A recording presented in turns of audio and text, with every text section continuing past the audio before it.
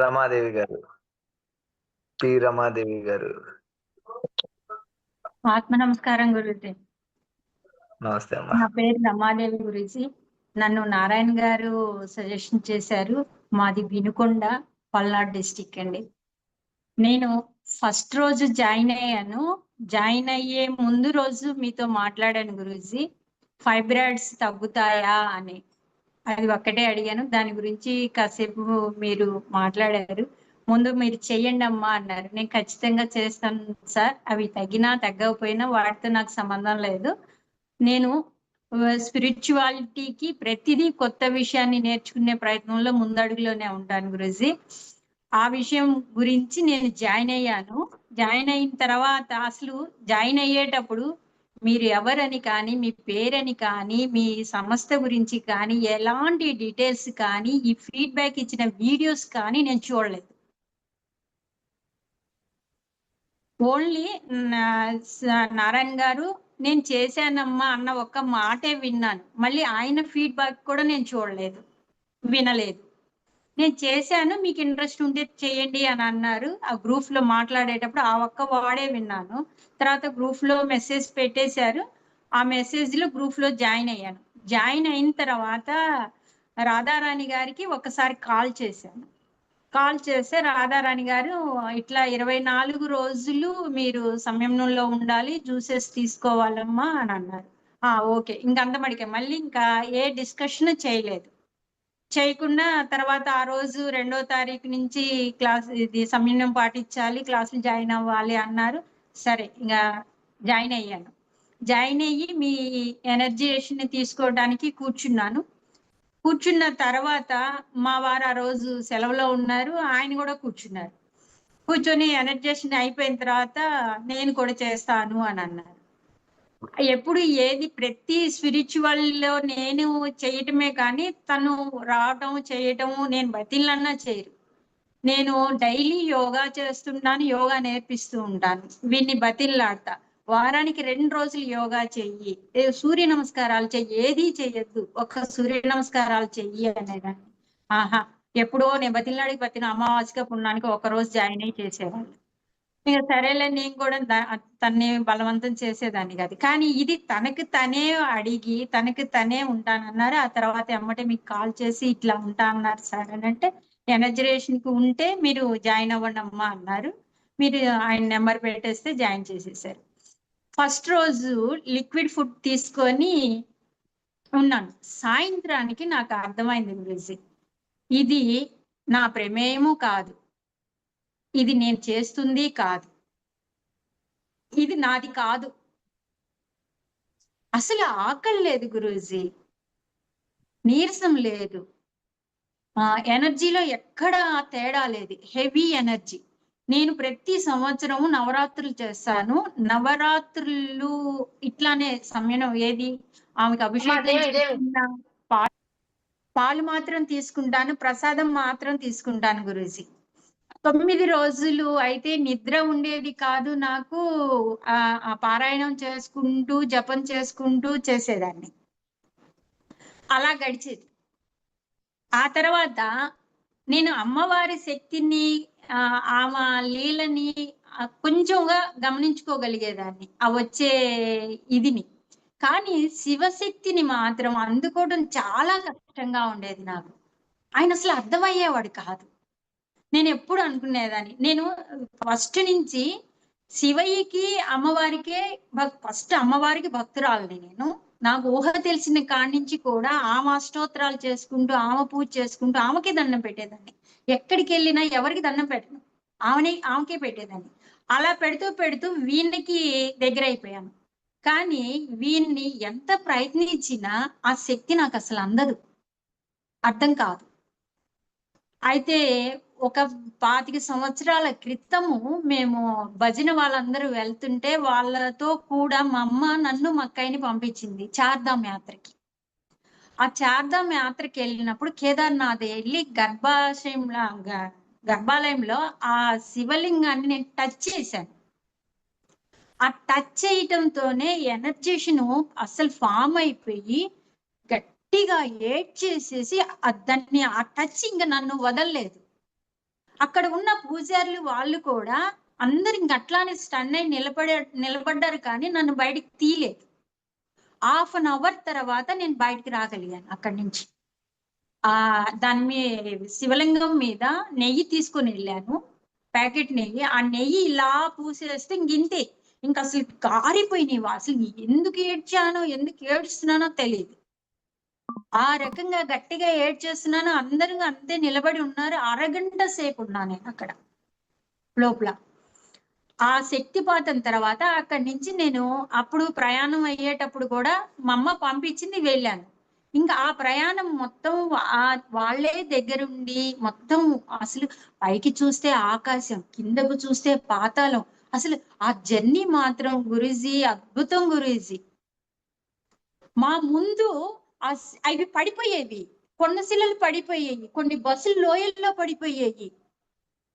అసలు నేనైతే ఆ రోజు అసలు నిజంగా ఆ పరమాత్మ మన ముందు ఉండి తీసుకొచ్చాడు అనిపించింది, కానీ మేము వెళ్ళాము, మేము చూసాము, మేము చేసాము అనిపించలేదు.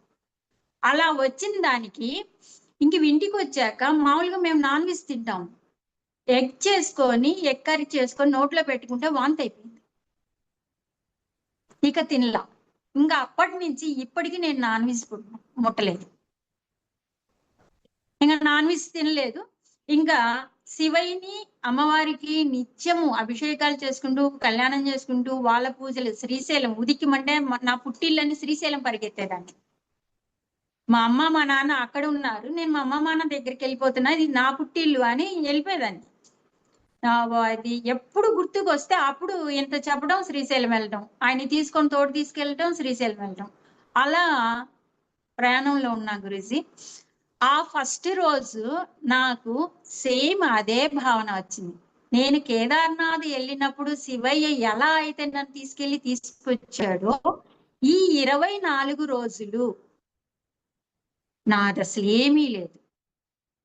ఆయనే ప్రయాణం చేయించారు, ఆయనే సంయమనం పాటించారు. ఆ శక్తిపాతం అది అలానే మీరు ఉదయం నాకు ఇచ్చే 8 గంటల శక్తిపాతంలో పరమేశ్వర పరాశక్తి పాదార విందాల అది అర్పణమస్తు అని మీరు అనే మాటకి నాకు ఆ శివ పార్వతుల 2 చరణాల విందాల స్పర్శ తగిలేది. నా బాడీ అంతా ఒక వైబ్రేషన్స్ వస్తాయి, విపరీతమైన వైబ్రేషన్స్ వచ్చి బాడీ మొత్తము ఈ కరెంట్ షాక్ కొడితే ఎలా ఉంటుందో అలా ఉంటుంది గురూజీ. అది ఒకటి. తర్వాత నేను అది ఒక 4 months బ్యాక్ వచ్చేసి నాకు కొంచెం ఫ్యామిలీ ఇవి సమస్యలతో బాగా ప్రెషర్ పడ్డాను. ఆ ప్రెషర్ లో 2 months లో దాదాపు 63 ఉన్నదాన్ని 73 kgs వెయిట్ పెరిగాను గురూజీ. 73 kgs చూసుకొని నాకు నేనే షాక్ అయ్యా. ఇన్ని కేజెస్ నేను మానసికంగా ప్రెషర్ పట్టడం వల్ల ఇన్ని కేజెస్ పెరిగానా, ఇది ఎలా తగ్గించుకోవాలి అని నేను మళ్ళీ యోగా డైట్ ఫాలో అయ్యి లాస్ట్ మంత్ కష్టపడి 3 kgs తగ్గించుకున్నా. ఇంకా 71 ఉంది. ఈ 71ని ఎలా తగ్గించుకోవాలి, తగ్గగలనా, ఇది మళ్ళీ నాకు ప్రాబ్లం అవుతుందా, హెల్త్ ప్రాబ్లం, ఆల్రెడీ నాకు డైజెషన్ ప్రాబ్లం స్టార్ట్ అయింది. ఆహారం అరగట్ల, ఏది తీసుకున్నా అదే టేస్ట్ నోట్లో ఉండిపోతుంది. కాఫీ తాగానా ఇంకా కాఫీ టేస్ట్ అట్లానే ఉండిపోతుంది. ఏంటి అని కనుక్కుంటే నీకు లోపల ఆహారం అరగలేదు, అజీర్ణం ఉంది, ఆ అజీర్ణం వల్ల ఈ ప్రాబ్లం వచ్చేసింది అని. ఇంకా ఆ అజీర్ణం వల్ల 1 by 1 ఇంకా నాకు ప్రాబ్లమ్స్ క్రియేట్ అవుతున్నాయి, నేను క్లియర్ చేసుకోవాలి అనుకున్నా. ఇక్కడ జాయిన్ అయిన తర్వాత అది ఫస్ట్ లో అది మార్చి ఇబ్బంది పెడుతూనే ఉంది. లాస్ట్ 5 days నుంచి కొంచెం కంట్రోల్కి వచ్చేసేసింది, దాదాపుగా వచ్చేసింది. 4 kgs వెయిట్ తగ్గా. ఇప్పుడు 67 kgs ఉన్నా. అమ్మయ్య అనుకున్నా. నేను ఈ 25 days నుంచి 53 ఉండేదాన్ని. 9 days ఏమీ తినకుండా నవరాత్రుల్లో నేను అంత దీక్షగా ఉన్నా 100 గ్రాములు కూడా వెయిట్ తగ్గేదాన్ని కాదు. 100 గ్రాములు కూడా తగ్గను. 63 ఖచ్చితంగా ఉంటాను. లేదంటావా 65, 63, 65 ఆ మధ్యలోనే తిరుగుతా ఉంటా కానీ 100 గ్రాములు కూడా తగ్గను. నాకు అదొక ఆశ్చర్యం. నేను 9 రోజులు ఏమీ తినకుండా నిద్ర ఆహారాలు లేకుండా ఉన్నా ఒక్క 100 గ్రాములు కూడా బరువు తగ్గనేంటా అనుకుంటా. నేను 55 కేజీలకి రావాలి అనుకుంటా. 55 కేజీలు రావాలని వెయిట్ లాస్ కోసం ప్రయత్నిస్తున్నా కానీ ఆ 63, 65 మధ్యలో ఉండమే కానీ దాని కింద పైకి వెళ్ళటం కానీ మళ్ళీ కిందకి తగ్గటం కానీ అవ్వట్లా. ఇంకా సర్లే నార్మల్ గా ఉండిపోతున్నాలే, ఒకవేళ బోన్స్ వెయిట్ ఉన్నాయేమో, ఇంకా బోన్స్ వెయిట్ తగ్గవు కదా అన్నట్టు నాకు నేను సరి చెప్పుకునేదాన్ని.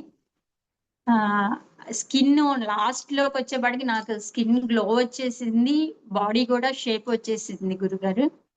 వీటన్నిటికన్నా ఇంకా మహదానందమైన విషయం ఏంటంటే నేను అడగకుండా తనకు తన జాయిన్ అయ్యి తను 100% రిజల్ట్ తీసుకొచ్చుకొని తన్ని ఇప్పుడు ఎలా ఉన్నారంటే 20 ఇయర్స్ బ్యాక్ ఎంత యంగ్ గా ఉన్నారో, ఎంత ఎనర్జీగా ఉన్నారో అంత ఎనర్జీగా ఉన్నారు మా వారు. తనకి మీ క్లాస్ లో జాయిన్ అయ్యే ముందు మోకాలు నొప్పి వచ్చింది. తనకి మోకాలు నొప్పి ఉంది. తను బాత్రూమ్కి వెళ్ళటానికి కూడా ఈ స్టూల్ ఉపయోగించుకొని వెళ్ళేవాళ్ళు. కింద కూర్చోటానికి ఇబ్బందిగా ఉండేది. భోజనం చేయడానికి కూడా కాలు ఇలా బాగా చాపుకొని కూర్చునేవాళ్ళు. ఇప్పుడు అదేం లేదు. మామూలుగా ఇండియన్ టాయిలెట్ కి వెళ్ళిపోతున్నారు. అసలు ఆయన ఎనర్జీ కానీ ఆయన బాడీ షేప్ కానీ అసలు మొత్తం చేంజ్ అయిపోయింది.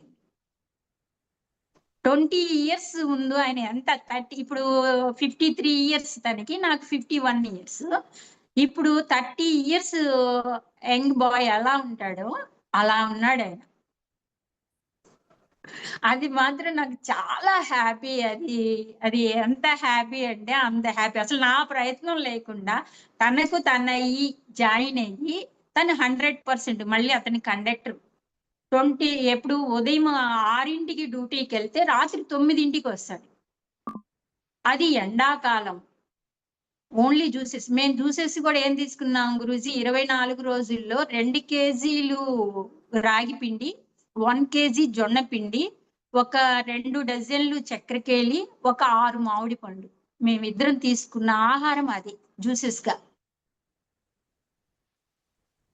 ఇంకా ఆహారం కూడా ఎక్కువేం తీసుకోవాలా, జ్యూసెస్ రూపంలో వీటిని జావలు చేసేసుకొని జ్యూస్ చేసేసుకొని తాగాం ఈ 24 రోజులు. ఇంకొక అదృష్టం ఏంటంటే అది రాధారాణి గారితో మాట్లాడినప్పుడు మేము బద్రీనాథ్ వెళ్తున్నాము అమ్మ అన్నారు. అంటే నాకు మళ్ళీ ఒక్కసారిగా గుర్తొచ్చేసి, మేడం బద్రీనాథ్ వెళ్తే చార్ధామ్ చూడొచ్చు, నేను ఆల్రెడీ ఒకసారి చూసాను, ఇప్పుడు ఎట్లాగ సెలవులు వస్తున్నాయి కాబట్టి మా సార్ని కూడా అడిగి మేము కూడా వస్తాము అన్న. అంటే రండి అమ్మా అనండి. తర్వాత లెవెల్ 1 చేస్తేనే ఎలిజిబుల్, లేకపోతే లేదు అని అన్నారు అని అన్నారు. తర్వాత మళ్ళీ రాధారాణి గారు ఫోన్ చేసి, అమ్మ ఒకసారి గురువు గారితో మాట్లాడు, ఒకవేళ పర్మిషన్ ఇస్తే వచ్చేది అని అన్నారు. మళ్ళీ నేను ఆలోచించి ఒకవేళ లెవెల్ 1 చేయకుండా వెళ్ళి మళ్ళీ అక్కడ ఈ జ్యూసెస్ తీసుకుంటా, మళ్ళీ అక్కడే ఒకసారి చూసే కదా ఆహారం ఏం దొరుకుతుంది ఏం దొరకదని కొంచెం ఐడియా ఉంది కదా, మళ్ళీ ఏమవుతుందో అనుకున్నట్టు ఆగాను. దానికి తోడు మా వారిని అడిగితే, కావాలంటే నువ్వు వెళ్ళిపో, నీకన్నీ రెడీ చేస్తాను, నేనైతే రాను, నేను పిల్లాడు ఉంటాము ఇంట్లోనే, నువ్వు వెళ్ళిపో అన్నారు. అంటే నేను ఆల్రెడీ చూశాను, నువ్వు చూస్తావని కదా రమ్మంటుంది, నువ్వు రానంటున్నావు, ఇంకెందుకులే అయితే నేను కూడా లెవెల్ 1 అయిపోయాక వెళ్తాలే నేను అని అన్నా. అన్ని అక్కడ సరస్వతి పుష్కరాలు జరుగుతున్నాయి, అక్కడికి వెళ్తే మనం సరస్వతి పుష్కరాలు చేయొచ్చు అన్నది ఆలోచన. అది ఇంకా అక్కడ బ్రేక్ అయిపోయాను, ఆగిపోయాను. రాధా గారికి చెప్పాను, లేదులేండి నేను రావట్లేదు, మా వారు నన్ను ఒక్కదాన్ని వెళ్ళిపోమంటున్నారు, ఇంకా నేను ఒక్కదాన్ని రావటం ఇష్టం లేక ఆగిపోతున్నాను అని. సరేలేమ్మా అన్నారు. మేము వెళ్తున్నామమ్మా, ఇట్లా 11వ తారీఖు అని రిజర్వేషన్ అయ్యి చేయించుకున్నాం అని చెప్పేశారు. సరేలే అనుకోకుండా ఇది తెలంగాణలో అది కమలాపురం మా రిలేటివ్ది మ్యారేజ్ ఉంది. ఆ మ్యారేజ్ కి అక్కడికి వెళ్ళాం. అక్కడికి వెళ్ళిన తర్వాత సరే ఇంకా అక్కడికి వెళ్ళాం కదా, కాళేశ్వరం దగ్గర చూసి రాపోండి బాగుంటుంది అని అన్నారు. అంటే నాకు కొంచెం దేవాలయాలు అక్కడికి వెళ్ళాలి చూడాలి అన్నది కొంచెం తపనగా ఉంటుంది. అందుకని నన్ను చూడంగానే మా అక్కయ్య కొడుకుండి, పిన్ని ఇక్కడ దగ్గరలో కాళేశ్వరం ఉంది, ఆ పోతూ సమ్మక్క సారక్క దారిలోనే ఉంటుంది, ఆ 2 చూసుకొని వచ్చేయండి మనకి దగ్గరేను అని అన్నారు. అంటే సరేలేని వెళ్ళాము, సమ్మక్క సారక్క చూసుకున్నాము, కాళేశ్వరంకి బయలుదేరి వెళ్ళిపోయాము. కాళేశ్వరంకి వెళ్ళంగానే అక్కడ అంతా పుష్కర ఘాట్ ఉంది. వాళ్ళన్నీ రెడీ చేసి పెట్టేసేసారు. తెల్లారితే పుష్కరం ఫస్ట్ రోజు. ఇక మేము అనుకున్నాం, అనుకోకుండా మనకి తెలియకుండా మనం సరస్వతిదేవి పుష్కరానికి వచ్చేసాము. చూసావా, నేను ఆ రోజు గురువు గారి దగ్గరికి వెళ్ళి బద్రీనాథ్లో అక్కడ అది పుష్కర స్నానం చేయాలి అనుకున్నాను. కానీ సంకల్పం బలంగా ఉండేటుంది. ఫస్ట్ రోజు అసలు ఎప్పుడూ జరగలేదు గురువు గారు. ఫస్ట్ రోజు అక్కడికి వెళ్ళి అది శివయ్యతో కలిసి స్నానం చేసి వచ్చేసాం. పుష్కర స్నానం చేసి వచ్చాం. అది అసలు నాకైతే వండర్ అది. ఫస్ట్ రోజు వెళ్ళటము ఏంటి అసలు ఏమీ తెలియకుండా, అక్కడ ఉందని కూడా తెలియదు మాకు. వెళ్ళి చక్కగా పుష్కర స్నానం చేసేసి చక్కగా వచ్చేసేసాం. ఆ వాటర్ కూడా మళ్ళీ ఇక్కడ ఉన్న జనానికి కాస్త పట్టుకొని వచ్చేసి అందరికి ఇచ్చేసాను. అలా అసలు అద్భుతంగా జరుగుతుంది గురూజీ. నేను ఆ శివశక్తిని తెలుసుకోవాలన్న ప్రయత్నము నాకు మీ ద్వారా ఇంకా ఎంతో తెలుసుకోవాల్సి ఉంటుంది. అందుకే నేను మీ దగ్గరికి వచ్చాను. అది గురూజీ, నేను నెక్స్ట్ లెవెల్ కాదు, మీతో పాటు కంటిన్యూ ప్రయాణం చేస్తాను. నేను వాలంటరీ కూడా నేను నెక్స్ట్ బ్యాచ్ నుంచి చేస్తాను. ఇప్పుడు ఈ బ్యాచ్ ఈ గ్రూప్ లో ఇప్పుడు నా తర్వాత మా ఫ్రెండ్స్ మొత్తం 11 మంది జాయిన్ అయ్యారు. మేము కూడా చేస్తాము అని 11 మంది జాయిన్ అయ్యారు. మీ అనుగ్రహంతో వాళ్ళు పూర్తి చేయాలన్నది నా కోరిక గురూజీ. మధ్యలో ఎక్కడ బ్రేక్ అవ్వకుండా ఆ 11 మంది క్లాస్ పూర్తి చేయాలన్నదే నా సంకల్పము. గుడ్. ఓకే గురూజీ, నమస్కారం. Thank you.